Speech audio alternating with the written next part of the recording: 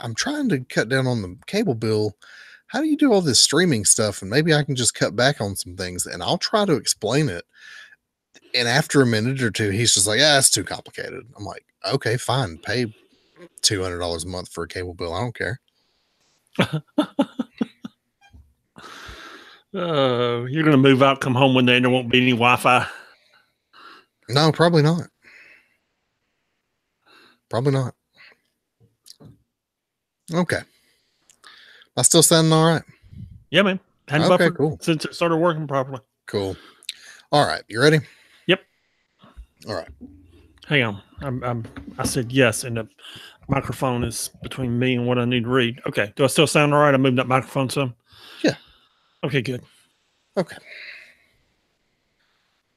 3, 2, 1. Hey there, Marvel fans. Tony Stark is bald. Thor, no more. Is there anything worse than a Jewish Nazi? All this and more on this week's episode of the 6 Months Behind podcast. A Jewish Nazi. I wish I'd read that because I almost laughed. Yeah, I assume you read Moon Knight. I did, yes. Okay. 3, 2, 1. What is up? This is the 6 Month Behind podcast for the week of 10/29/18. I am Pat. And I am Sean. And this week we are Triple H and Shawn Michaels just because I'm a fan of wrestling. How about that? Yeah, there you go. And I'm good, dude. They had a big event this week. They did. And the reason we're Triple H and Shawn Michaels is the event lasted 3.5 hours, I think. WWE blocked out 4 hours of on their network for it. I think it ran 340, something like that, 330, 340. And 4 guys with a combined age of 206 years old, The Undertaker, Kane, Triple H, and Shawn Michaels stole the freaking show. I mean, and here's what's more impressive than them stealing the show is like 5 or 10 minutes into the match, Triple H tore his pec muscle. Okay. You see it when he does it. He got his arm hung up in the ropes, then went over, just yanked it. Once you know what you're looking for. Awful. Dude, it was awful. And he finished the match. Shawn Michaels at 53 carried most of the match for the two of them. and Tripp still finished the match. Dude, it was unbelievable, man. I mean, that 4 guys at that age, one of them tearing a pec a quarter of the way through the match, and they still put on the best show on the card. It was unbelievable, man. Why they are who they are, man. And Trips, this is the second time he's done this. By the way, he tore his quad one time in a match. It was he and Austin. We were trying to remember. Ralph and I were talking about it today at lunch. It was he and Austin versus Jericho and somebody, and he tore his quad, and you actually see the muscle move up his leg when he did it. And he still finished like the 5 minutes of the match and let Jericho, if you've ever seen Jericho's finishing move, the walls of Jericho. Yeah, the walls of Jericho. He actually let Jericho put him in the walls and bend up those legs around. Dude, he had to be carried out by 2 different people with the leg just hanging there and still finish the match. That dude is unbelievable, man. After Friday, I've got even more respect for him, and he's a part-timer. Dude, does that guy even feel pain? Old school wrestlers, which all 4 of those guys are, just ignore pain and go out and do it, man. And just realize it's the show. It's what you're getting paid millions of dollars for, and you just go do it. I guess I could. Muscles tearing just freaks me out. Dude, remind me sometime, and I'll show you where he tore his quad. Man, it was frightening. That sounds awful. Yeah. Anyway, if you want to get in touch with us about your muscles being torn apart in violent wrestling matches, you can email us at 6monthsbehind@gmail.com. That's the number 6monthsbehind@gmail.com. The website is www.6monthsbehind.com, and you won't see anything there about it. Thank God. Luckily, in comic books, none of this ever happens because I don't know, man. That Moon Knight book's pretty bad this week. Well, yeah, that's true. It is pretty brutal, isn't it? Yeah, it's pretty brutal. I mean, at one point, I was like, "Oh my god!" And Renee looked over my shoulder. She was like, "What are you reading?" And I was like, "I don't know. I don't even know." It turned into a Saw movie, dude. It did. Anyway, Yeah. we'll talk about that in a moment. Yeah. Everything else going well? Yeah. You know, it is what it is. For those who haven't been watching or listening, I guess we've had technical difficulties the last few weeks, but hopefully all those are behind us and we're back on a regular schedule. Yes. I put a little blurb up at the front end of the last week's episode, which I actually uploaded today because I couldn't recover the files until today. So you might actually get 2 episodes in 1 week, sort of, but one's old and this one's new. So yeah, we had problems, and to find people like YouTube support, I assume, recovered the files for you, and there we go. Yeah, and didn't send me a message or anything. I just discovered it. Oh, well, God bless them. Yeah. Anyway, so we're just gonna get straight into the books this week. We do discuss spoilers, so if you have not read all the comic books this week, pause here, come back later. We'll still be here. We will. Our first set of books this week is the Avengers No Surrender. You know, I'm really going to miss these Mark Brooke covers. They have been really good covers, haven't they? These things are really good, man. I mean, I'm looking at the one he's got now, and he did all 16 covers in this series, and it's just really, dude, it's just good. And this is basically a finale issue for this story arc, this series. They're back at the mansion, which has been destroyed again. Apparently, I don't know, Johnny Storm in his billions bought some kind of insurance. So it'll be rebuilt again. There you go. Voyager, go ahead. Beast wants to put in a jacuzzi. Yes, he does. Voyager is accepted as an Avenger because they're proud of what she does. And then we find out, basically we're updated where all the individual teams are going. The Call Obsidian, apparently the Games Master is going to put them to work. The I forget his name. Anyway, the other team is on nowhere, and they decided, they work as a pretty good team, and hey, we may as well be criminals, so let's go find something creative. They're on page 13. What are the Vision's eyes supposed to be that red? I think that's supposed to be ominous. That's what I thought. I think that's a sign that something is happening. Yeah. Which seems like is always the case with the Vision these days. It is, yes. Turns out Pietro isn't really dead. If you read all the way to the end of the book, you find that's the case. Then there's this interesting conversation between Clint Barton and Bruce Banner, not Hawkeye really and Hulk. I enjoyed that thoroughly. That was really good. It was really good. And it, I can't figure out if he's forgiving Hawkeye or if he's just sad it didn't work. I think Bruce sad it didn't work. Yeah, I think Bruce really wanted it to work, and Hawkeye still feels bad about doing it, period. Really cool.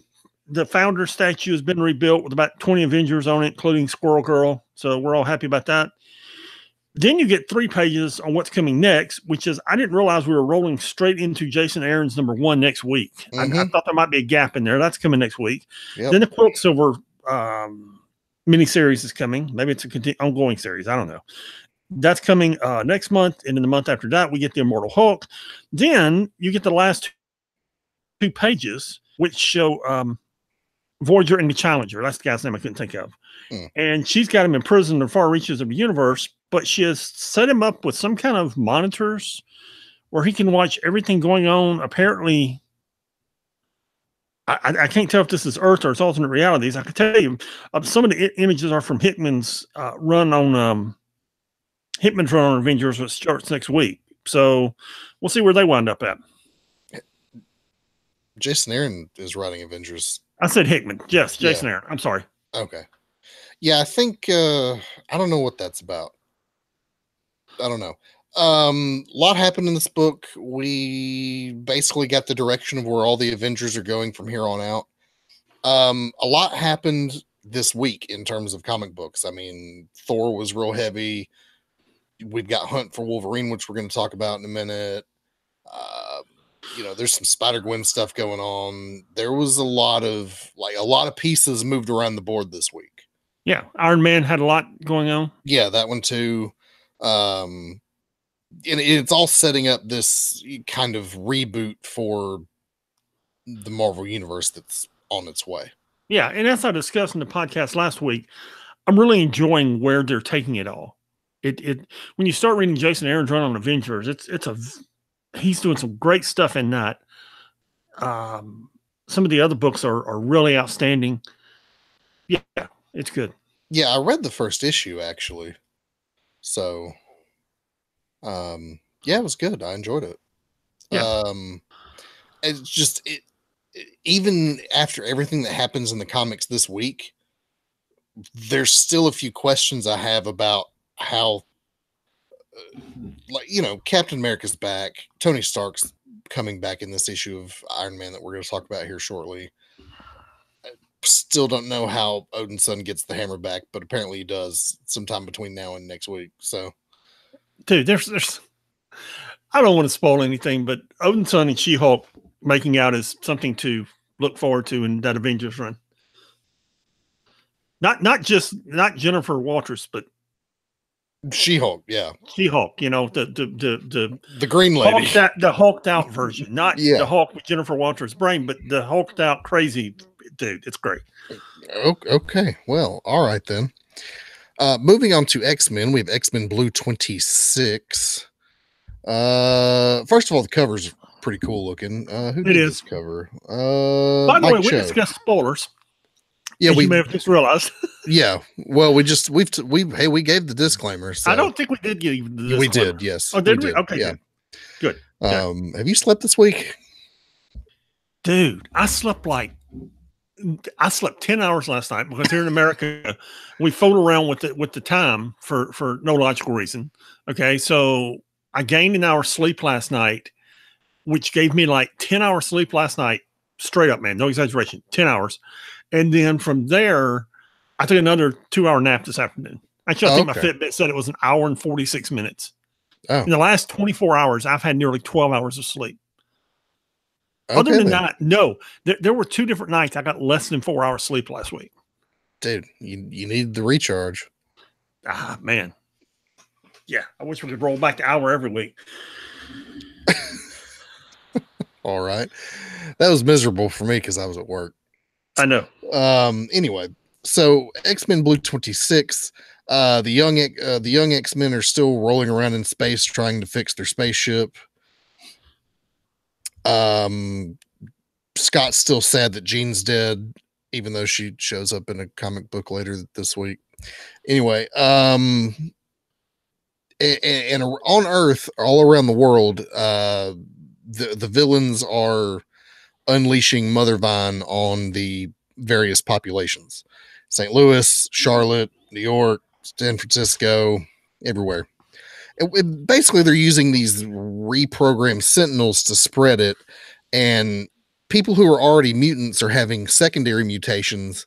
People who have had their X gene deactivated are having it reactivated, and new mutants are springing up. And the idea is that eventually mutants will just be the dominant species on the planet. Anyway, the new X-Men team led by Polaris jumps in and starts kicking butt, and they have to save a mutant girl, and it doesn't work out real well. Anyway, the Havoc and Emma Frost and Miss Sinister and Bastion are all watching this happen. When it's revealed that Mother Vine doesn't just cause these mutations, it also gives them mental control over the free will of these new mutants. So in other words, all the mutants in the world will soon be under the control of these 4 villains. Yes.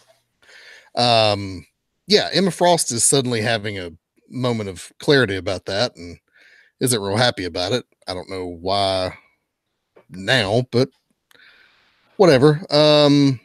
Yeah, she's not real happy about it, so there may be dissension in the ranks coming soon. Meanwhile, in Madripoor, Magneto and the floating robot torso are trying to help some of these mutants when a new group of marauders show up and start blowing everything up. So yeah, we're full into the whole Mother Vine story at this point, and it's all right. It's all right. There's a new series that came out a couple of weeks ago. They're relaunching these X-Men books. I think I don't even know, but they're going to launch Uncanny X-Men, Mm-hmm. and along the way, they're doing a series called X-Men Black. And last week it was they retooled the Juggernaut. It's basically about villains in the X-Men. Okay. So they hyped up Juggernaut's powers last week. This week they did Emma Frost. And what they did with Emma Frost was really, really cool. It's something to look forward to 6 months from now. All right then. Yes. Next we have The Hunt for Wolverine #1. Now, this is a one-shot because we're going to drag it out for months. And I have a question as we get into it. Yeah. But the book opens as the Marauders. You said months. We're talking not 3-4 months. We're talking a year from now on this podcast. We're still going to be discussing The Hunt for Wolverine. Yes, that is correct. You know what? That's accurate. Yes. Yeah. Because in November of 2019, you and I will be sitting here discussing The Hunt for Wolverine. And that's insane. It is insane. And I understand we're 6 months behind, but that's how long they're dragging it out on the newsstand.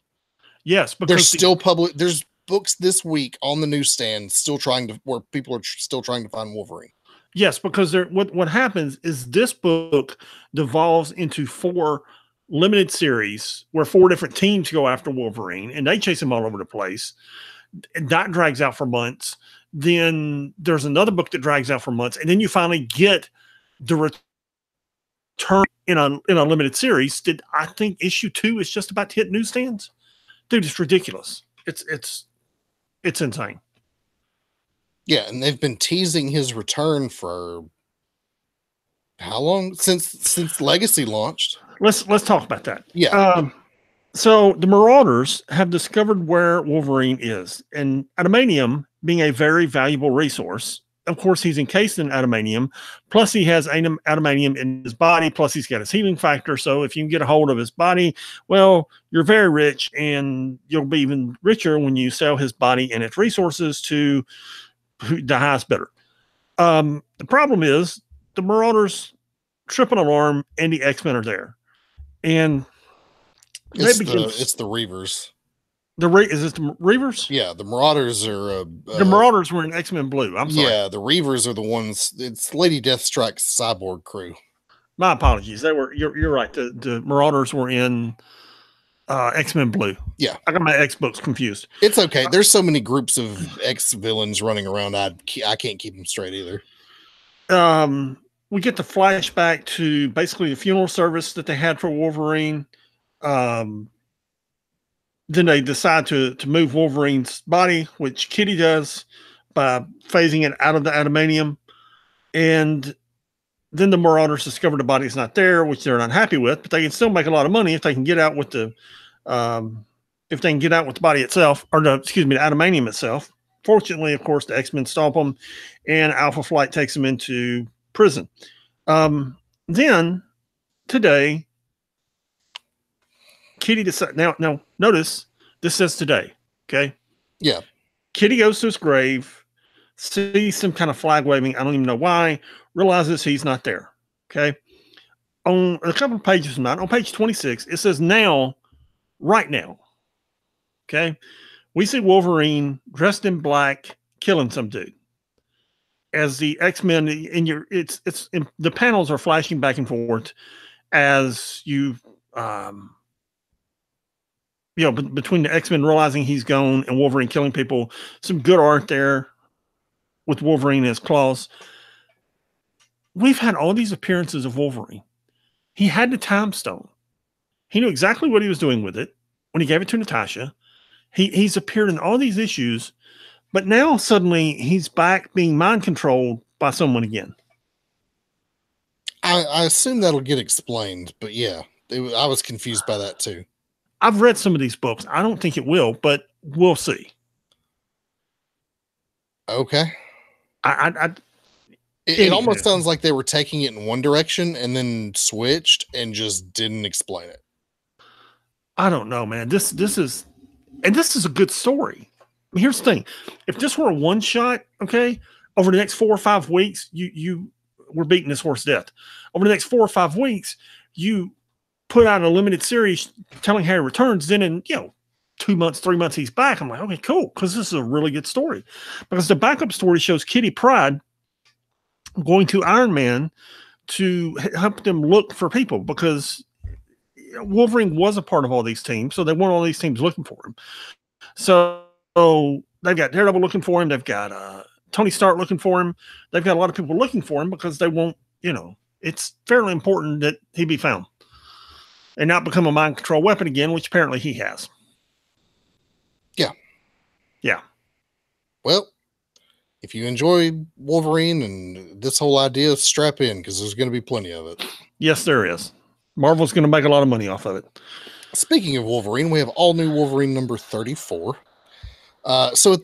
This is a future story. This is Laura Kinney in the future. She's not really Wolverine anymore. Gabby's taken over the primary role as Wolverine, and she has laser claws. But they're gonna got that Iron Man stick. Yeah, she's got that real cool Iron Man suit type thing. So the thing is, Laura Kinney is dying, and she wants to do 2 things before she dies.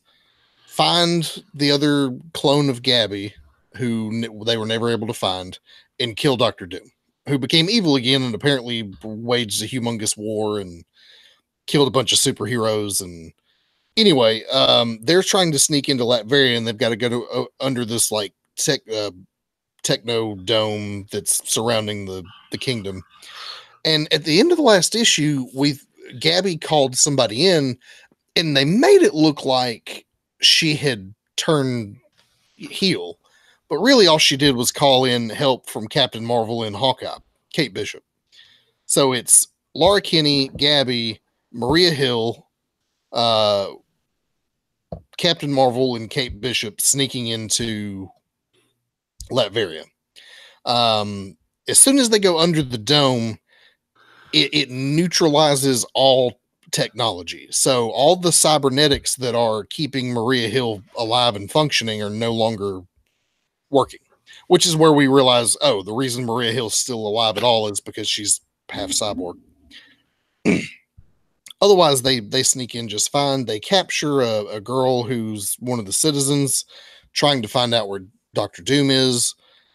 She tells them he's here and pulls back her hair, and then she's got like a little implant in her, and apparently he can see everything through all of his people. The Doom bots are coming. Maria Hill has got a special bullet she wants to shoot one of these Doom bots with. Hawkeye's like, hey, I got you. Literally Hawkeye right here. Shoots the bullet. One of the bullets takes over the Doom bot. Turns out Janet Van Den is in the bullet. Miniaturized Janet is in the bullet and took over the Doom bot when she got fired into the bullet, or into the bot. Also, somehow she's shrunk like that. Yeah. Yeah. And Hawkeye's not real happy about the fact that she just shot her friend out of a bullet because she didn't know. Anyway, one of the Doom bots is not down, shoots out an energy beam, hits Laura. Laura's going to be fine, but it kills Maria Hill. So that's sad. Anyway, that's where we end the issue. They're going to infiltrate Latveria, or try to, and Maria Hill's dead. So, I'm really enjoying this. I am too. I always enjoy these kind of future stories, like, jumping 40 years ahead or whatever, and what's the world like now. Well, I'm digging this. And what I like about it is all of these unanswered questions. It doesn't give you background on the Doom War. It doesn't give you background on who all he killed. But when you see Doom in his throne room, he has trophies from a number of different heroes that you assume he either captured or killed. Right. we don't know how Kamala Khan became president. She just is. We don't know what happened to Maria Hill. She's just the way she is. We don't know why Janet Stuck shrunk like that. She just is.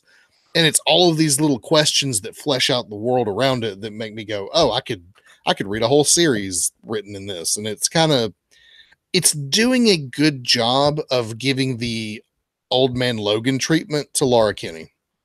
Yeah. And by the way, I'm glad I've taught you enough about wrestling that you know what a heel turn is. I've always known what that is. Oh, come on, man. Good. Yeah. All right. Exiles #2. This continued to be a good book, and it was an entertaining book also. Yeah. It was a little weird, but I enjoyed it. Oh, we're going to get to the weirdness. We're Okay. going to get to the weirdness. It begins with the unseen. They're contemplating everything. Then we go to the universe that the exile team was transported to. It turns out they're on another worldly Asgard where Valkyrie, and it's the Valkyrie from the Thor movie. I mean, she looks just like her. She acts just like her. It's not the blonde-haired Valkyrie that you've had right for decades. It's fighting Surtur? Something like that. And preventing Ragnarok. Yeah, big fire dude from Thor Ragnarok. Right. So they get her committed. Then they go to I'd love to know what universe this is, man. They go to the next universe, and instead of Xavier's School for Gifted Youngsters, it's Xavier's Playtime Fun School for Gifted Youngsters. Yeah. And you get cartoon characters. And yeah, it's help me describe this, man. Well, these are comic books that Marvel publishes for very young readers. And they're like the X-Pals and the Avenger Pals or whatever, and they're real cartoony looking. It's whatever that universe is. Yeah. Because you understand the thing about the Marvel universe is all of these are parallel universes. We're going to talk more about that in Spider-Gwen in a minute. So this universe really exists. So when Marvel publishes something for young kids and it's these real cartoony Wolverines and Magnetos and all that, that's real. That happens. Right. Turns out little Magneto is stealing the apple pies. Okay. He's not, he's not killing anyone. He's not destroying anything. He's just stealing the apple pies. So there you go. And little Wolverine is all upset when little Magneto dies because eventually the time monster catches up with him. So the cartoony little Wolverine is part of the team, which I thought was just hilarious. Yeah. It's goofy sarcasm to the point of, what am I looking for here? There's a word for that. To the point of being funny, which I thought it was. It's absurd. Yes. But it's absurdly funny. So it works. It's kind of like Spider-Ham. Yeah. It's so ridiculous that it's funny. Yeah. And then the book gets serious again because now we're back on the moon with the unseen, and Kamala Khan wants answers, and she tries to give them to her and anything. And then the Watchers show up.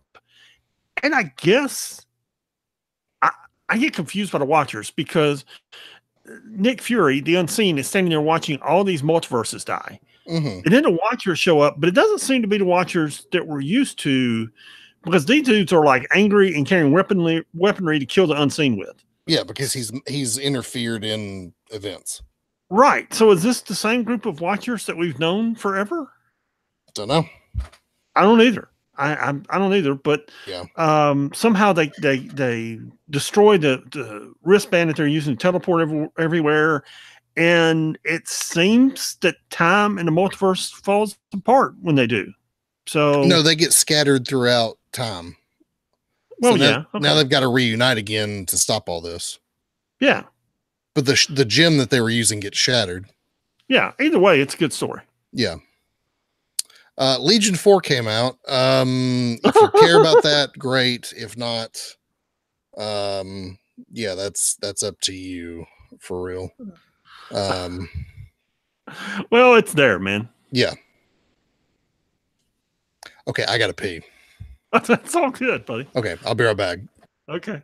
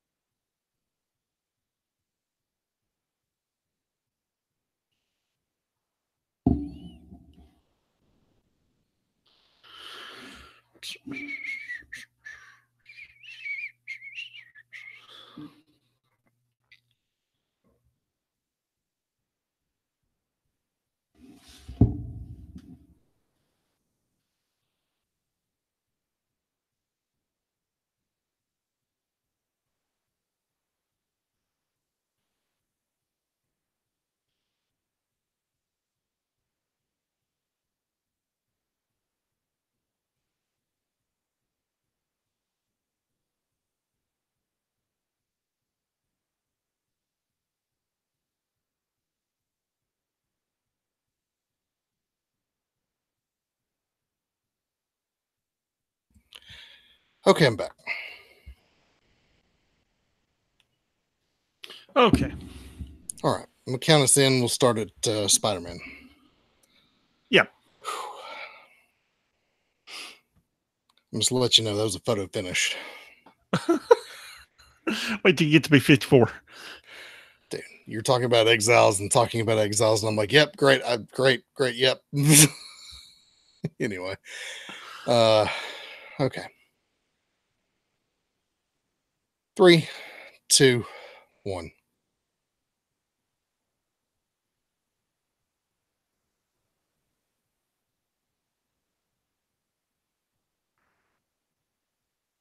I'm sorry. You're going to have to edit this out.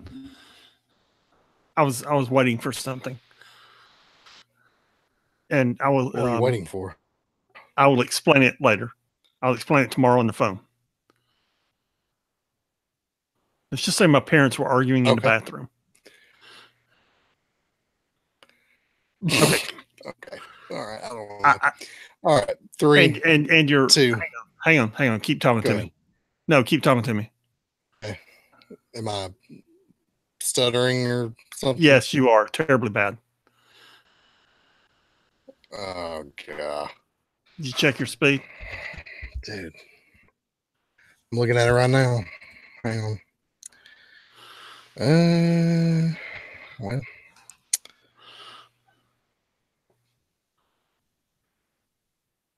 Waiting for the graph to register something. I mean, it's not great, but it's relatively stable. Okay. Still sound bad? Yes. Really? Is it that bad? It comes and goes, but at times it's bad. Yes. Okay. We can try and record the Spider-Man section and see how it goes. Okay. I don't know why it's doing this. I mean, it's holding relatively steady. I don't know why it's all of a sudden it's just not.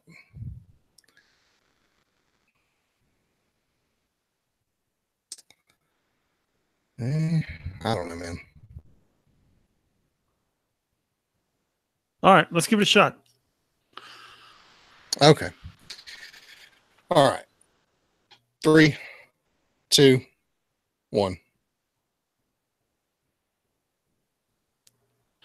Next up, we have our Spider-Man books, with the first book being Peter Parker Spectacular Spider-Man number 303. This is Amazing Fantasy Part 3, which this is a good cover on this. And it opens and the Green Goblin is kind of running wild because Harry has, figured out everything that's going on. Harry? No, Norman. Excuse me. This is Norman. I get too confused. Norman has figured out everything that's going on. He's captured the young Peter Parker, and he's captured Aunt May, and he's holding him on, of course, the infamous place on top of the bridge. So Peter freaks out. The old Peter freaks out and goes after him as his sister is fighting with the Tinkerer, and they're both trying to prevent this alternate reality. And Peter manages to do it because when he throws Aunt May off the bridge, instead of trying to catch her by the ankle like he did Gwen Stacy, he makes a net that Aunt May falls into. He then defeats Norman Osborn, and everybody's okay, except it totally freaks out young Peter, and he decides to stop being Spider-Man because he grasped the magnitude of the calamity that's coming for him in the next few years, and he just can't take it. And by the way, we learned that really is Peter's sister. Yeah, that makes sense. Yeah. Yeah, we learned a couple. Yeah, she's really a sister. Because her and Nick Fury went and inspected the old safe house of the Parker parents, and yeah.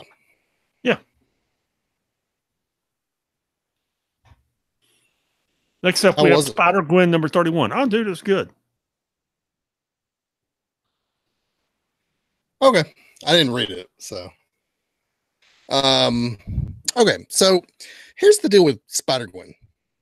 The last couple of issues I've not really enjoyed because it seemed like the story had really deviated away from what it was doing, which is this whole like showdown with her and Matt Murdock, who's the evil Kingpin and leader of the Hand or whatever. And you know, she traveled through time and she met this other Gwen Stacy, and there's these two Watchers who are having an argument. And I was like, what is going on here? I don't understand. But all of the pieces came together in this issue. So if you remember from a few issues ago, the Captain America of Earth 65, which is where the Spider-Gwen's from, was lost in time instead of ice. And she was literally punching her way through timelines in order to get back home. She was traversing the multiverse that way in order to get home. And that gets discussed in some previous issues. Meanwhile, the Captain America, who is home now, goes to talk to Matt Murdock and asks her where Gwen is, and he says, look, I don't know. She got she literally teleported away just as we're about to throw down. And that's when I realized, okay, her and Matt Murdock were going to fight, and she was forcibly teleported to another universe. Meanwhile, on Earth 8, the two Watchers are still arguing. I'm just going to call them Watcher 65 and Watcher 8 because those are the two universes that they watch.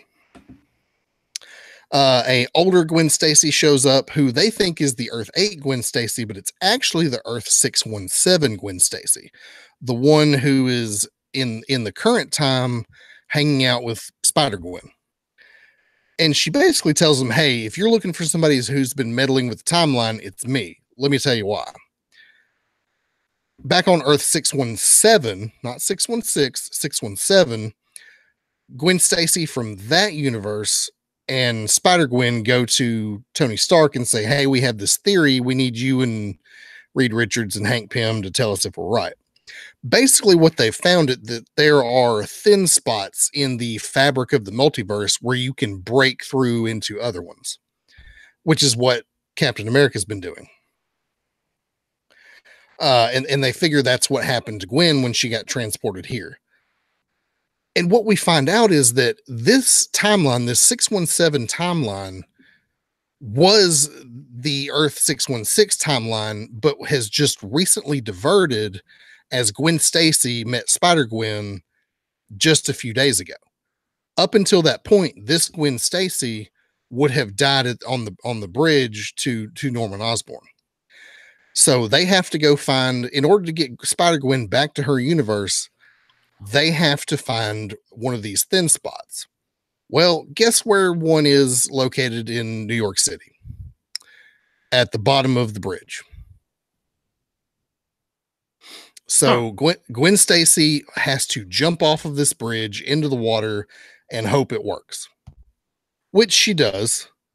And it's at this point, excuse me, that Gwen Stacy of Earth 617, her timeline having now diverted away from the Prime universe, comes to a conclusion that if this Gwen Stacy from this other universe is like this, then she can do something about it.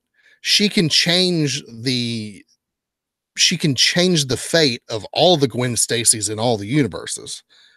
So she, over the course of years, finds these thin spots, travels to other universes, and essentially recruits Gwen Stacy's and Spider-Gwen's to create this council of Spider-Women who are engineering time streams to their own ends, which is what these Watchers are all upset about.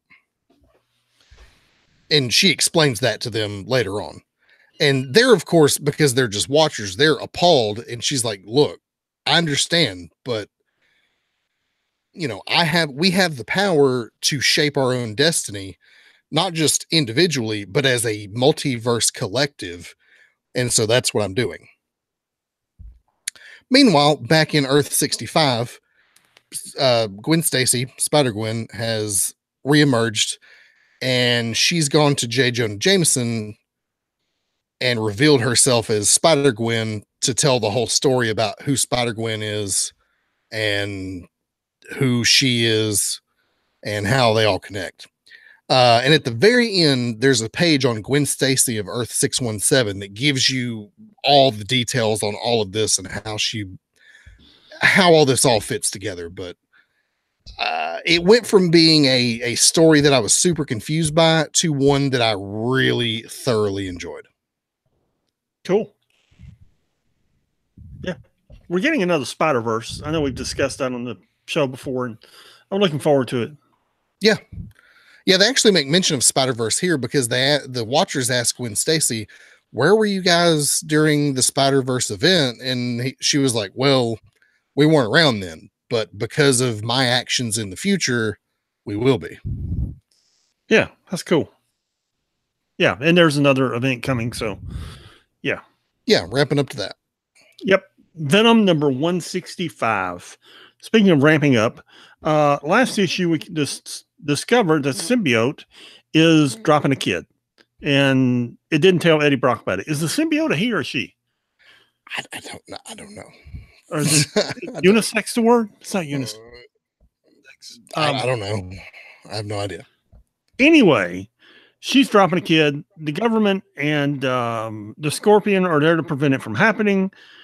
Turns out the symbiote, while she didn't tell Eddie Brock, she did tell Spider-Woman. And Spider-Woman is there to save the day, which it's good seeing Jessica Drew because we haven't seen enough of her recently since they canceled her last series.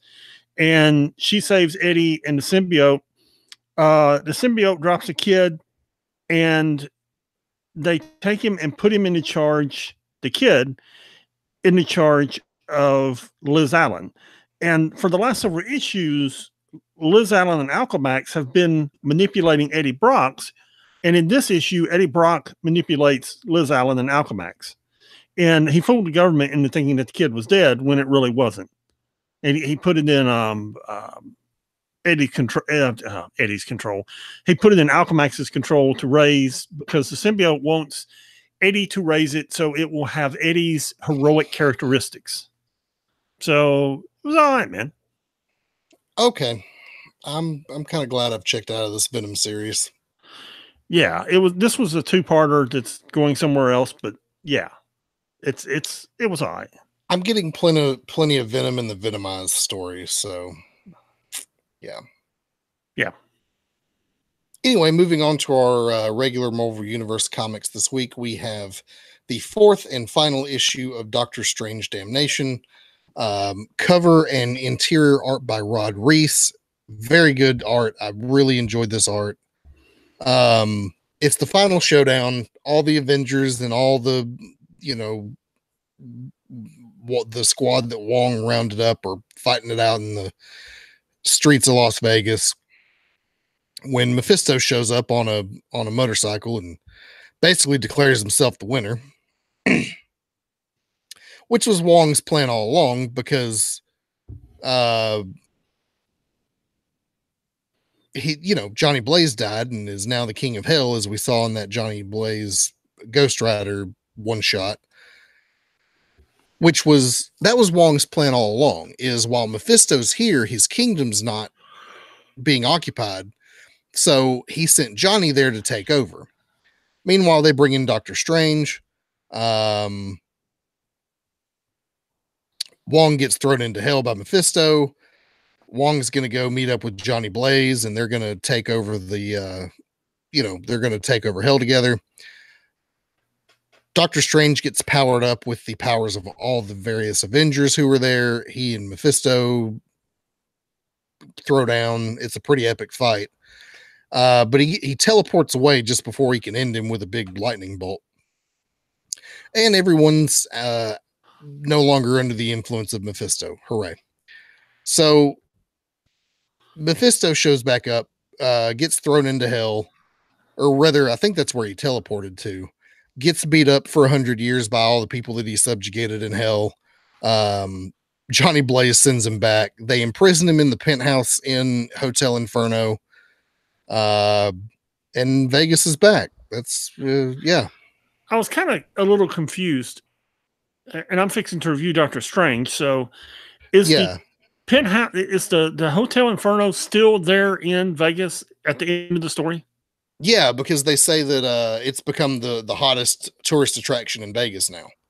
The whole Hotel Inferno. That's funny. The hotel is in the casino, or just a hotel and casino now. Up at the very top is the penthouse prison of Mephisto. Okay, that's going to end well. Well, apparently Doc put a bunch of protections around the penthouse that the word used is that even a demon possessed Hulk couldn't break out of. Yeah. So, we'll see. Till somebody needs Mephisto as a villain again. Yes. Yes. Next, we have Doctor Strange number 389. At the end of last issue, Dormammu is presenting Doctor Strange with an offer to get out of hell. And what happened was when Doctor Strange resurrected Las Vegas, we were often discussing magic having a price. The price was it essentially opened the doorway for all of the demons, not just of Mephisto, to race into hell or into Earth. So they all had a race getting there. They actually all fought a lot, and Mephisto was the one who managed to get there first. That's why Mephisto's the one there. The rest of them are stuck here in this hell with the Avengers and Doctor Strange. And the Avengers confer among themselves about Dormammu's offer, which is he's like, hey, you can't get there. I can't get there. Between the two of us, we can open the doorway to Earth and we can go. And it's actually kind of funny, but the Avengers actually, as Dormammu's discussing this, Hawkeye calls for a rule of order. And I'm trying to remember what's the British term for those? Point of order. Right. But what's the British term for it? It's it's the rules when you have a business meeting, you actually go by the rules. Anyway, so I have no idea what you're talking about. The Avengers adjourn, and while they're adjourned, man, Bats is like my favorite. Are you talking about Sidebar? No. Okay, whatever. Is it Roger's Rules of Order? Robert's Rules of Order. It's Robert's Rules of Order. Yeah. Okay. All right. Yeah, it's Robert's Rules of Order. Anyway, well, they have their sidebar. They leave Bats to guard Dormammu, and they talk, and he's like, "Yeah, I can't do anything, man." The look he gives him is just hilarious. Yeah, he gives him this mean look, and he's like, Dormammu's like, "So you're meant to kill me?" He's like, "Yeah, I can't really do any of that. I'm just sitting here looking mean, but don't tell the doc that." Dormammu's like, "Okay." And then Bats realizes he just made a deal with the devil. It's great, man. And what best part? Yeah, what he thought the deal was going to be was the Avengers going back and Doctor Strange staying there with him. Instead, Doctor Strange goes back to do everything that you see in Damnation 4, and the Avengers stay there to kind of safeguard hell while he's gone. Now, this whole time he's been narrating, and what we learn is he's been narrating this to Clea and telling this story to Clea. And she's like, "Yo, man, you're in bad shape." He's like, "Yeah, I've had a bad year." She's like, "Bad years, but this one's worse. So what's your malfunction?" And he's like, "Well, there's this girl, and apparently it's not her, it's Zelma." And she's like, "Call her. Okay? Do the smart thing, call her." So she does. He does. Yeah, this whole thing with him and Zelma is still a little creepy. Why? Because she's like, 17 and he's like not. That's the way the whole thing with he and Clea began. And she's a little older than that. I mean, she was a librarian, so yeah. Which you gotta so at was least Zelma. assume she's in her early 20s. No, I mean Zelma is, so she's got to at least be in her early 20s. Oh, still, he's like, I don't know, he much older. It's Dude, very much it's a Kitty Peter sort of scenario. It's like Mick Jagger and his latest wife, man. You just roll with it. Okay. Dude's like 70 and his wife just dropped another kid. I'm like, okay, sure. Yeah, and his wife's like 33. Yeah, I did. Yeah. Whatever. Dude. Whatever, man. People do weird things for money. Yes. Anyway, yeah, Doctor Strange was all right. I don't think I mentioned in Damnation, but Wong is actually putting a team together of all the people that he had with him during Damnation and some others to. They're basically going to invade hell, is what they're going to do, and free Johnny from having to rule hell, bring Johnny back to life. Well, that's cool. So that's going to happen. There's. I don't know what the preview is with Doctor Strange, but the preview image, which I assume is the cover, is all of them trying to avoid Spider-Man, who's looking in the window of the mansion like, hey, somebody help me. Yeah, it's like it's Halloween. You got the lights cut off so the kids won't know you're home. Yeah, exactly. So we'll see. There's going to be more Doctor Strange stuff. Hopefully it's not as much of a bummer as this Damnation thing has been. Yeah, you'd like to. Well, go ahead. I've already given away spoilers for Avengers, so I won't give away anymore. Okay. Well, we have Invincible Iron Man 599. The first 2 pages are Victor Von Doom and Amara, Dr. Amara. They got some drama going on. I don't really care. Meanwhile, at a hotel, Tony's mom and MJ are sitting on the balcony of this hotel. MJ says she's going to go home for a little while. And then Tony's mom gets a phone call from Tony, and he shows up on the balcony. He starts apologizing for all this. His mustache falls off, and he takes the wig off. Turns out he's bald. Because he basically regrew his body in a tube, and he hasn't regrown his hair yet. And says, "Hey, tell me about my dad while I'm on the phone with you. I got to go do a thing." The douchebag who's trying to take over Stark Industries makes a deal with Parker Robbins. Meanwhile, Tony is being told about his dad by his mother while he goes to Washington and digs up Rhodey. Is he going to try to bring Rhodey back to life? I think he's going to try to bring Rhodey back to life. Meanwhile, Riri and her band of super armored friends meet Leonardo da Vinci. Yes, that Leonardo da Vinci. If you don't know about Leonardo da Vinci's role in the Marvel Universe, he's essentially immortal, and also he's the one who created S.H.I.E.L.D. like 500 years ago or whatever. Anyway, turns out the story that Tony's mom told him about his dad being dead because she killed him isn't true, and he shows up at the end. Yeah, so number 600 should be interesting. Yeah. And anyway, that brings Tony Stark back to life just in time for the little Avengers reunion next week. Yes, amazing how that worked. Yeah. Yes. We said there was a lot of good books this week. Deadpool 299 is a good book. It opens with this S.H.I.E.L.D. technician named Linda. It's really funny. She's literally just sitting there watching daytime TV when I don't know if it's her boyfriend or husband gets home. She's literally just sitting there in sweatpants, a S.H.I.E.L.D. sweatshirt with her hand stuck down her pants, just doing nothing. And he's like, "You ever going to get a job?" She's like, "No, jobs come and find me. I don't go looking for jobs." And about that time, Captain America knocks on the door and says he has a job for her, which is pretty funny. And she flips Philip the Bird and says, "See ya." Yeah. Next, then we cut to the Deadpool, which at this point is a bunch of ex-S.H.I.E.L.D. agents and B-list heroes. I don't know where all the heroes were like their last issue. When Hawkeye walks in, except he's got his face bandage a lot. And then Kate Bishop and the real Hawkeye walk in, and you realize that's Deadpool that was masquerading as Hawkeye. And apparently the rest of these C-list heroes can't catch him. So Kate Bishop and Clint are the only two that actually pursue him and manage to catch him. And there's a lot of dialogue here and a lot of fighting. It's really cool.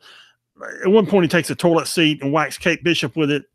But the crux of the dialogue is Deadpool's like, look, did Maria Hill bother telling you that I'm the guy who told her where to find Blackout and lift the thing over New York? Did she tell you she buried me in a building for weeks? So, I wasn't there to explain myself when all this happened. Did anybody tell you any of these things? They didn't. They just didn't, and I'm getting blamed for all of it, which is kind of true. And after Deadpool gets away from them, they're sitting there talking. Clint and Kate are sitting there talking. They're like, what do you think? Clint's like, I don't know. It sounds kind of believable to me. And you can tell they're going to have a conversation. Then we cut to, and I don't really understand who this dude is. It's the Nova Corps and the bald dude that's been leading the Nova Corps. And I guess he used to be a S.H.I.E.L.D. agent. I should remember that from Guardians of the Galaxy. I think he used to be a S.H.I.E.L.D. agent. And he finds out that Phil Coulson and Agent Preston are deceased. Deadpool's the one that did it, and he's going to Earth to find Deadpool. Then we cut to Linda, the S.H.I.E.L.D. tech, and Captain America, where a bunch of helicarriers are in mothballs, 5 of them, I believe. And she has been tasked with putting Agent Preston back together. And Captain America is there talking to her, and, she's been resurrected yet again to go deal with Deadpool. All righty. Yeah. Yeah, that's the thing is Deadpool kind of saved everybody during Secret Empire, and guy gets no respect. None. And I'll remind you this from during Secret Empire, during the Deadpool run in Secret Empire, she had a very specific plan, kind of like Taskmaster and Bullseye did last issue. She had a very specific plan to kill Deadpool.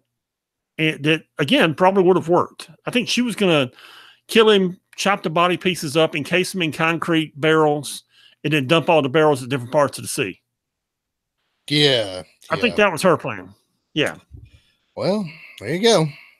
And she was like, let me see you rise from that. Yeah. Yeah. Lockjaw number 3. Lockjaw and D-Man go through a fun romp in along with Spider-Ham through Spider-Ham's world where everyone is animals. They have a run-in with the Wrecking Zoo, who are the Wrecking Crew, but animal versions of the Wrecking Crew. It's a silly, fun time.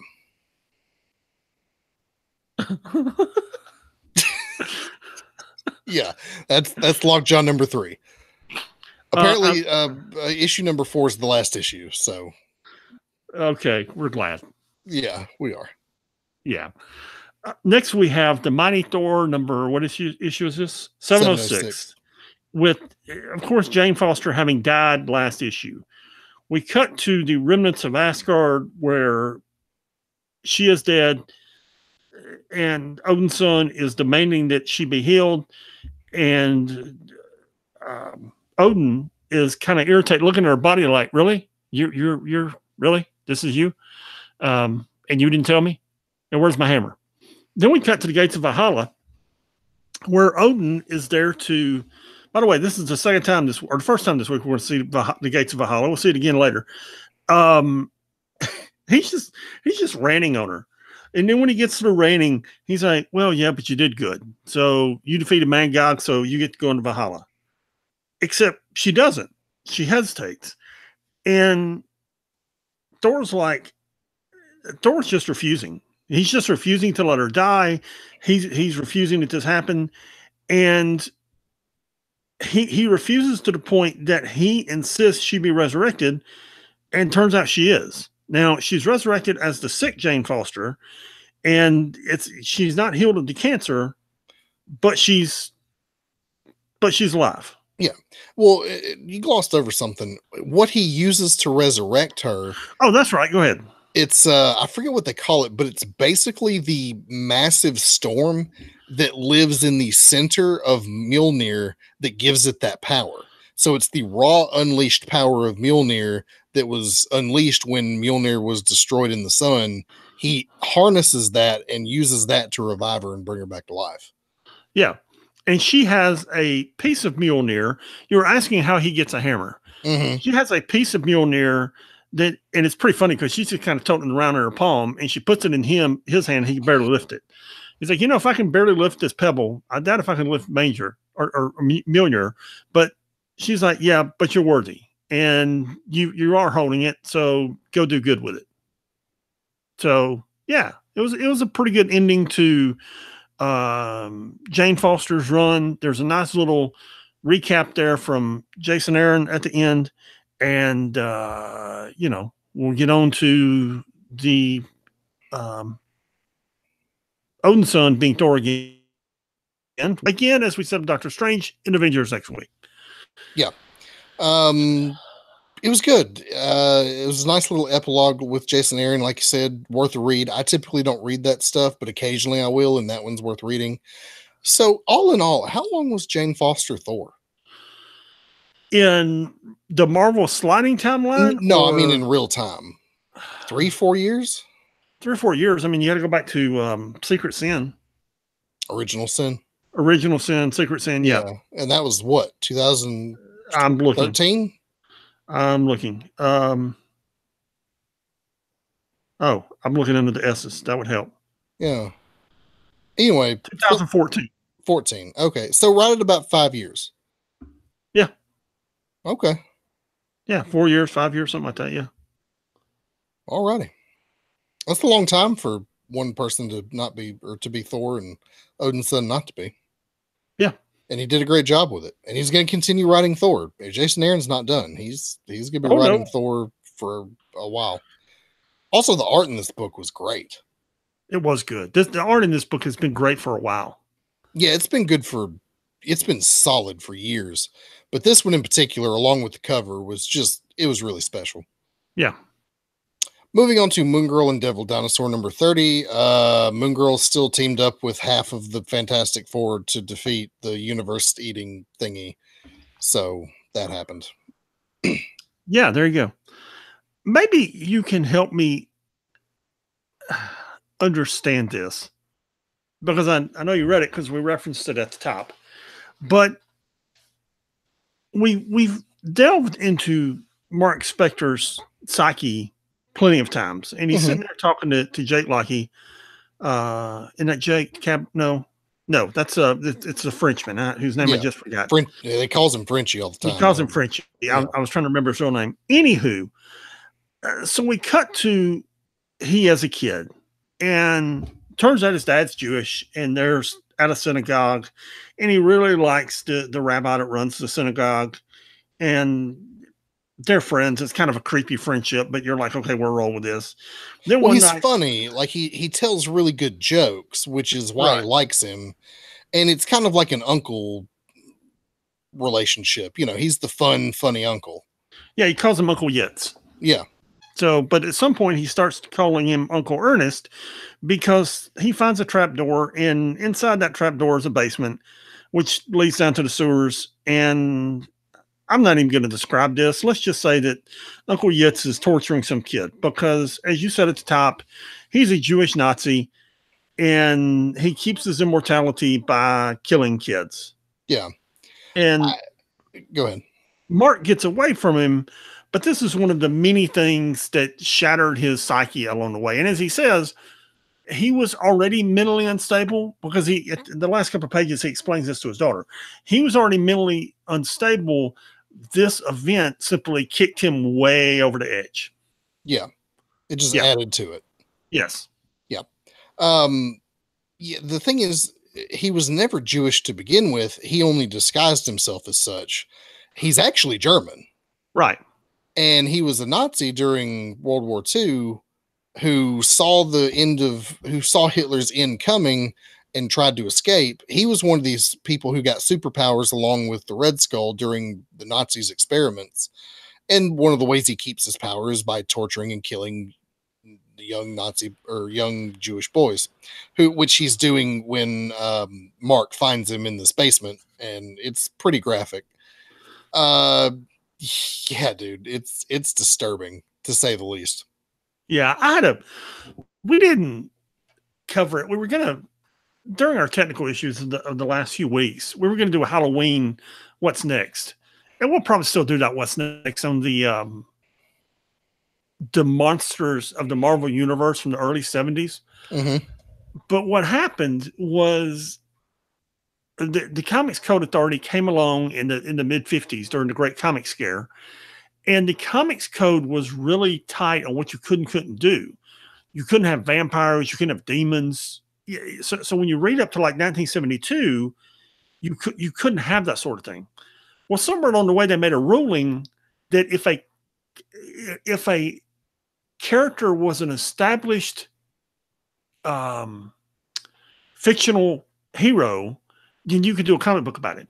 So Marvel's like, okay, well, Dracula's an established villain in culture, so they started using Dracula. Mm-hmm. Then they started adding Wolfman. Wolfman was one of the originals, and they started doing all these things.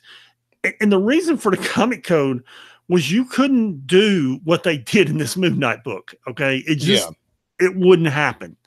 And once Marvel unleashed the comics code, once they kind of started skirting back 1972, it was just kind of this downhill slide until the late 80s when they just said, yeah, forget it. And just started printing the Max issues, the Max line, and doing other things like this and just saying, forget it. It's all going direct to comic book stores anyway. Right. Nobody's enforcing this. Right. Because you wouldn't want a kid picking this up off the newsstand. And they realized, well, a kid could wander into Bob's Comics, or a kid could wander into the cellar in Memphis and buy this off the newsstand. The likelihood of them doing so without an adult is extremely small. Slim to none. Yes. And not all comic books are nearly this bloody and graphic. Right. You trim the chances down even further when you realize this is only a small subsection of what you find. Sure. And a kid who walks into a comic book store isn't going to grab this. They're going to grab something with Batman or Spider-Man on the front. Although in Old Man Hawkeye, there are a couple of people's skulls being split in half with an axe. Yeah, they're not going to grab that. They're going to go for Superman or Batman or Spider-Man or... You read Batman lately? Well, yeah, that's a good point. Robin got a bullet in the head, man. Come on. Yeah, that's a good point. That's a good point. I actually am way behind on Batman and may catch up here shortly. Venomized number 4. Oh, by the way, that cover for Moon Knight is fabulous. Yeah, your boy Mike Bemis is really knocking this out of the park. I don't know who they've got doing the art because I've already moved on to Old Man Hawkeye, but it's really good. I don't know who the interior artist is, but I'd be willing to bet that's Becky Cloonan doing the cover. It looks like her art. It's really good. Yeah, but Max Bemis writing this is just fabulous. Yeah. Anyway, Venomized number 4. Thanos and Doctor Doom, the Venom versions, have all they're moving into their final phase of taking over Earth.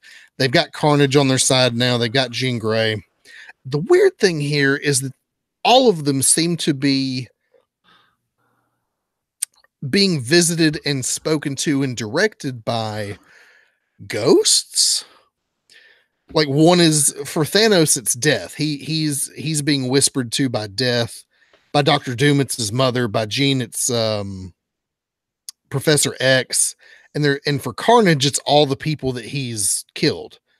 And I don't know if they're there or real, or if these are just things that they're seeing in their minds.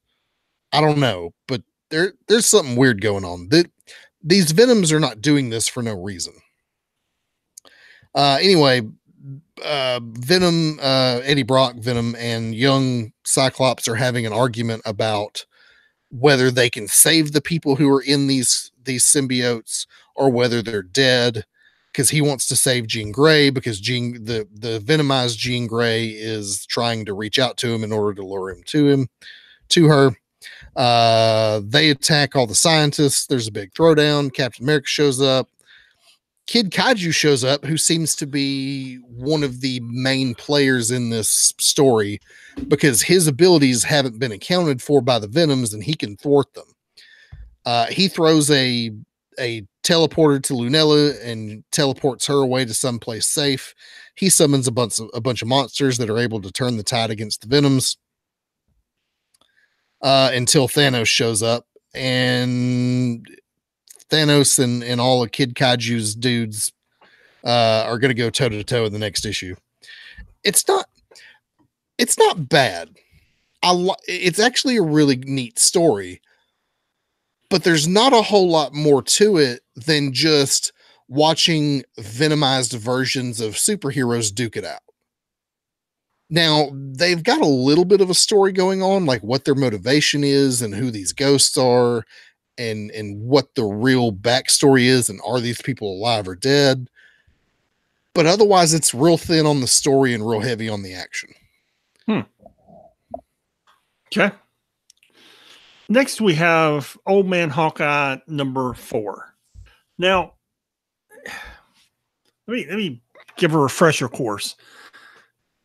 This Old Man Hawkeye is set in the Old Man Logan universe. And Old Man Logan, in Old Man Logan, the original story written by Mark Millar, is that right? I think. Yeah. He's mind controlled by Mysterio and he kills all the X-Men. Well, what we're learning in Old Man Hawkeye is what happened to all the other heroes, specifically the Avengers. And in this issue, we know Hawkeye's dying, and he's simply out to kill all the Thunderbolts before he dies. Because apparently the Thunderbolts betrayed him and betrayed the Avengers, and he's unhappy about it. And some of them are still alive, and he's going to see to it they die by his hand. So okay. There you go. It opens with the guy who was Mach 5, I think. I want to make sure of this. Yeah, it opens with him. And Hawkeye just shows up to kill him. And you think, well, he's going to have mercy or he's not going to do it or something. Nope. Nah. Just puts an arrow in his head. Yeah, and we saw in the last issue, he has no problem with killing these guys. No. Marco Cicchetto is doing the art in this, both the cover and the interior art, and it really looks, it does. The Red Skull calls Bullseye back and says, yo, you're working for me. You need to come home because I got a job. And Bullseye's like, yeah, no, I don't think so. I'm busy. Sorry. Which doesn't necessarily make the Skull happy. So then Hawkeye and Mach 5 throw down, and yeah, Hawkeye kills him. Then the Venoms show up, and they find out where he's going, and they're after him. So yeah, this is going to be good, man. Did you see that cover for next issue? Really I didn't read this. Good, man. Dude, it's really good. It really is. And Clint's not playing. Clint ain't playing at all, man. He's over it. He's going blind. This must take place before Old Man Logan, because I think by the time we get to Old Man Logan, he's completely blind. He is, yeah. So this is kind of a prequel to Old Man Logan, which is pretty entertaining because in Old Man Logan he's blind, but he's still driving, which I don't really understand. Like, Logan, why'd you let him drive? But you know, apparently Clint knows where he's going, and Logan doesn't. So Clint's blind and driving. It was pretty funny. Yeah. Next we have the Thanos annual, which was really a waste of time. Okay. However, there's some interesting stuff here because the book opens with the cosmic Ghost Rider sitting in a beautifully drawn and colored garden telling stories. So for the next few pages, 32 pages to be exact, he simply tells Thanos stories. One is how he tortured Gamora as a child. And another, it's this weird dude. Thanos starts torturing this kid when he's literally born. And then every birthday, Thanos shows up and just tortures the kid and just ruins his life until finally at age 40, 45, the kid's entire life's in ruins. He's living in this dump. And the kid's like, okay, I figured out why you're doing this. And Thanos is like, yeah, I don't care. Takes a sewer pipe, floods his apartment, and moves on.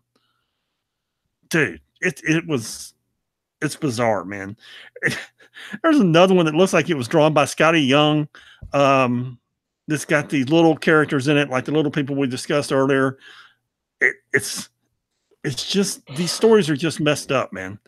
And there's a lady who would have solved many of the world's problems and basically made Earth a utopia, but she had to meet another lady to do it. So Thanos simply walks an old lady across the street, delays the bus for about 2 minutes, which prevents everything from happening. Then on her deathbed goes and shows her everything that she would have done if Thanos hadn't screwed it up.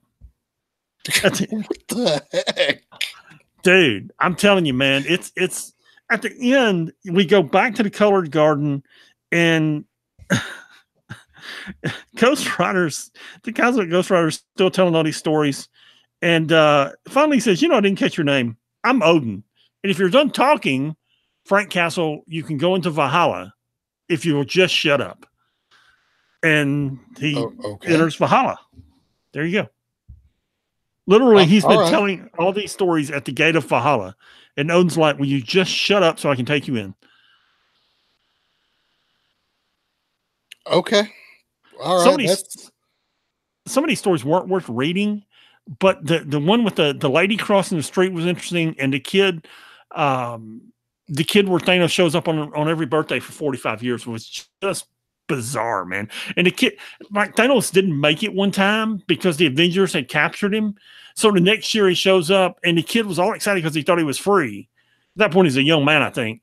And then Thanos is like, nah, I just missed you for a year, but I'm going to make up for it this year. Oh, okay. Yeah. It's only like 5 pages. I really recommend you read it. I'll go read it and be psychologically traumatized. Yeah, that in the one about the old lady crossing the street. That's messed up, dude. Yeah, it is. Anyway, moving on to Star Wars. What now?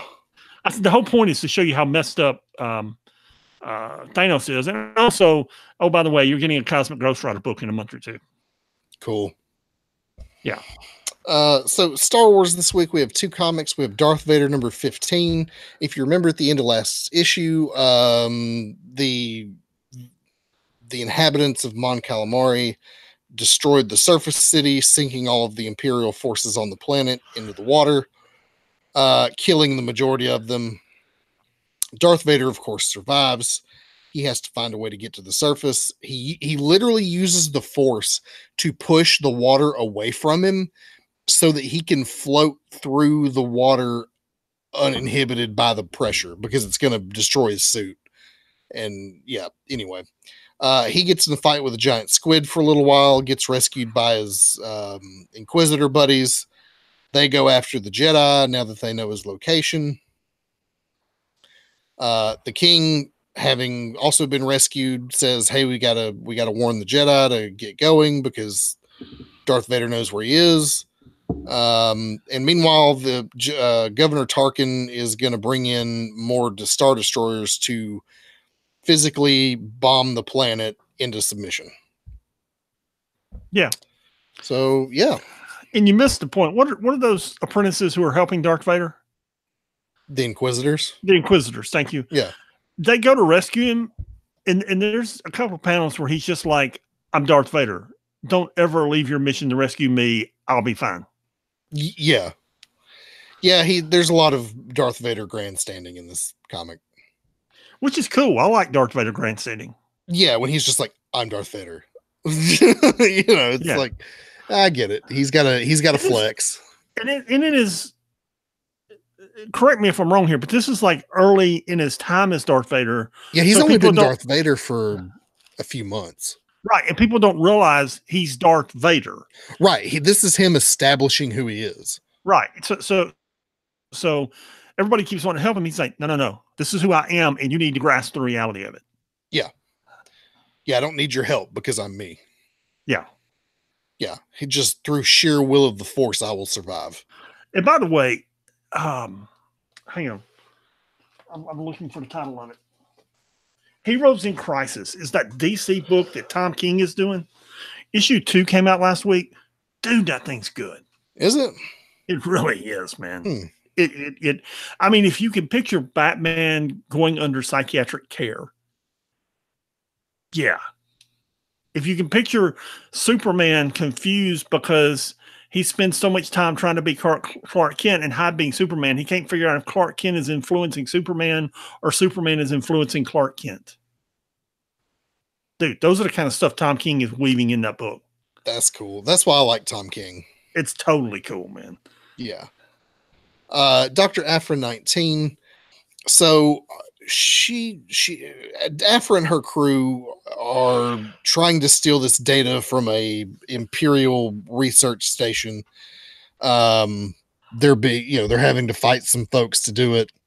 Aphra decides, hey, if we can't search and find the data that we want, we'll just take the whole thing. She literally rips the piece of the spaceship that holds the data, rips it off the spaceship and takes it with her, while blowing up the rest of the spaceship with all the Imperials on it.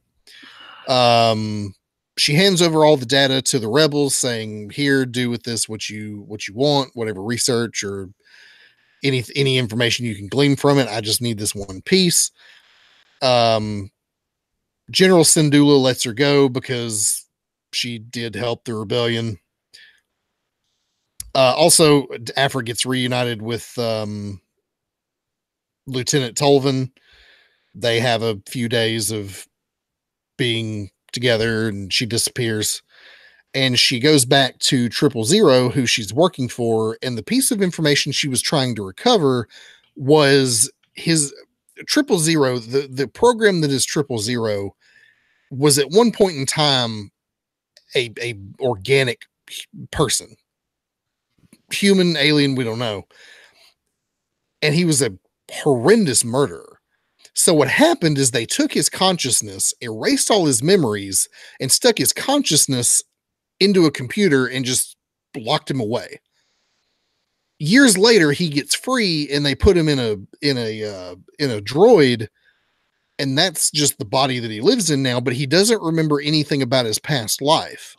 This information that Dr. Aphra had to steal is all of that information.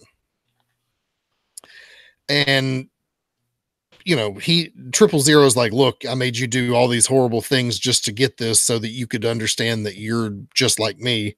You're just as evil as I am. Anyway, he goes to access the information. Dr. Aphra gets away because some Imperials show up and cause a bunch of havoc. She gets away. They don't know where she is. He goes to access the memories later, and they're encrypted. And the only way to decrypt them is deposit a bunch of money in Dr. Aphra's bank account. So it was pretty good. Good. Yeah. Before we get into our favorite books of the week, how many times over the last couple of years have we discussed that the books just sucked? And there might be like one or two good books a week, but they just weren't very good. And you look at this week's books, there's half a dozen books I could call my favorite this week. Yeah. And it's really good that C.B. Lebowski has turned the corner on this thing, and Marvel is putting out quality again. There's not a single comic book on this list that I'm going to say is bad. There's some I enjoyed more than others. Sure. There's some that were just okay. Some that were not my thing, like Legion. Sure. Is not bad, but it's not my thing. Right. Same thing with Moon Girl and Devil Dinosaur. It's not for us, man. Yeah, it's good, not my thing. I actually did like Lockjaw. Lockjaw was funny.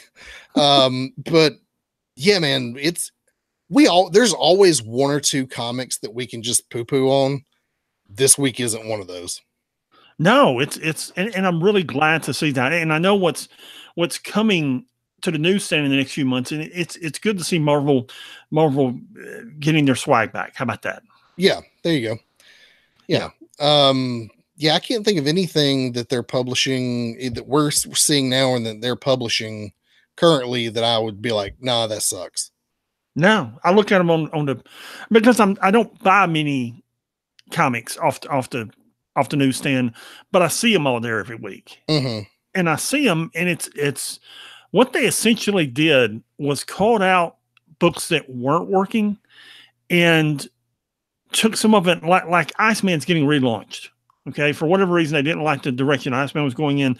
They're going to relaunch it in a few months, or it'll show up in 6 months behind in a few months. Let me put it that way. Okay. The champions were fine. The champions are still hitting the newsstand. So I look at what's there, and there's just it's like this every week. There's nothing on that newsstand on the shelf at the comic seller that I wouldn't buy. I mean, that I wouldn't say, "Oh, I'm gonna look forward to reading that." All right, then. So all that being That's said, good. what was your favorite book? Man, there were some really good ones. Just because all the threads came together and really gripped me, Spider-Gwen 31. I'm gonna go back and read the Spider-Gwen books because I haven't been, and I've gotten behind, and I want to read them. They read better when you sit down and read them all at once. And for the same reason you just said, I'm going with the X-Men Blue number 20, whatever. Because 20, I thought it was 26, but I didn't want to say it. Because they've been laying the threads for this Mother Vine storyline for months now, maybe a year. And it's not just going to influence what's going on in X-Men Blue, but it's going to affect everything you're going to see coming up in X-Men Black and Uncanny X-Men. This storyline is going to have long-lasting repercussions, and I'm very glad to see it finally happening there in X-Men Blue. And I'm glad seeing X-Men Blue as a quality comic book again. I'm just glad to see the X-Men being good again. Yeah. Yeah, which we've lamented and talked about until we're blue in the face. Right. But again, they've turned a corner on it, and it's good. Yeah, X-Men Red's great. It's always the top of my read pile. Yeah, and shoot, there's a series coming out now called Extermination, where they're dealing with these young X-Men, and I don't know where it's going. I think issue 5, which would be the last issue, is coming out next week, maybe. I'm not sure. I got 4 last week. It was really good, and it's dealing with the young X-Men going forward. Okay, then. Cool. Yep. So in the dump this week, we have X-Men Unlimited, which was another X-Men series of the late 90s, early 2000s. Venom, the finale, which I assume is some sort of like Venom, the End type thing. Warlock in the Infinity Watch. If you're into all things Infinity Stones, you might like that. And more West Coast Avengers. It's funny. I saw, is his name Knight Rider? No, Phantom Rider on the cover of that oldest West Coast Avengers. And that's that screwed up story where somehow Bobby is fooling around with the ghost on Clint, and actually wasn't bad, man. I kind of skimmed it real quick. It was interesting. If you say so. Yeah. Well, that'll pretty much do us for this week. I think we've run a little long anyway. Check out our other show, What's Next, where we discuss other things you should be reading in Marvel Unlimited. Pat, before we go, do you have any wisdom to bestow upon us? Condoms prevent minifans. Dude. Yeah, they do. They do. They sure do. It's funny. I was at a Halloween party this past week, and most of my friends these days are all married couples, and all but one of them were talking about how, as they're approaching their late 20s and early 30s, we're all just deciding not to have children. One of the girls she's a dental assistant at Children's Hospital, and she's like, no, I've worked there long enough. Just no, I know it's not for me. And I've reached the age where when I went to a Halloween party on Friday night, I can become a child again. At some point, I shared a video with you of Johnny and myself and our buddy Ralph and the guy that was dressed up as Bob Ross that I sent you a picture of, standing up and dancing and singing the YMCA. Oh my God. A bunch of old white folks. A bunch of old white folks, yes. Yeah. All right. Well, we'll see you guys next week. Peace.